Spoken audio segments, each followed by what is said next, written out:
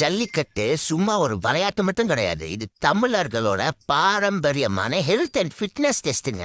2000 வருஷத்துக்கு முன்னாடியே சங்க காலத்துல இருந்து ஜல்லிக்கட்டை நடத்திக்கிட்டு வந்துட்டே தான் இருக்காங்க. காளை அடக்கிற ஆண்மகன்னா ரொம்பவே திறமை உள்ள வலிமையானவன கருதி பொண்ணே கொடுத்தாங்க. இது எல்லாத்தையுமே நம்ம சேர்ந்து எளிமையான முறையில கத்துக்கலாம். நம்ம தமிழர்களோட பாரம்பரிய வழக்கங்களும் பழக்க முறைகளும் நம்மள எப்படி ரொம்பவே தலைமுறையா வலிமையா வச்சிருந்ததுன்னு உங்களுக்கு தெரிஞ்சுக்கணும்னா என்ன ஃபாலோ பண்ண மறந்துடாதீங்க.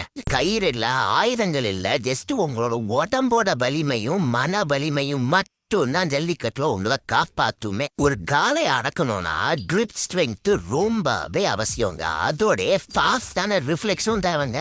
மனுஷனை போட்டு எப்படி குளிச்சுட்டுன்னு பாத்துருக்கீங்களா? அதுல இருந்து தன்னைத்தானே பாதுகாக்கணும்னா இது ரொம்ப அவசியம் தானே. அதோட எலும்பு வலிமையாவும் தன்னோட பயத்தை கட்டுப்படுத்துற திறனும் அந்த ஆன்மகனுக்கு இருக்கணும். இதுதான் நெஜ வாழ்க்கை ஃபங்க்ஷனல் ஃபிட்னஸ். இந்த திறனெல்லாம் இருக்கிறவனால மட்டும்தான் காலை அடக்கி ஜல்லிக்கட்டை ஜெயிக்க முடியுங்கிறதுனாலயே பொண்ணு கொடுக்குறவங்க ஜெயிச்சவனுக்கு மட்டும்தான் கொடுப்பாங்க. ஏன்னா அவன் தான் குடும்பத்தை நல்லபடியா பார்த்து பாண்டவங்களுக்கு தெரியும். ஜல்லிக்கட்டு வைலன்ஸ் இல்லை, இதுதான் தமிழர்களோட ஜெனட்டிக்ஸோட ப்ரூஃபே.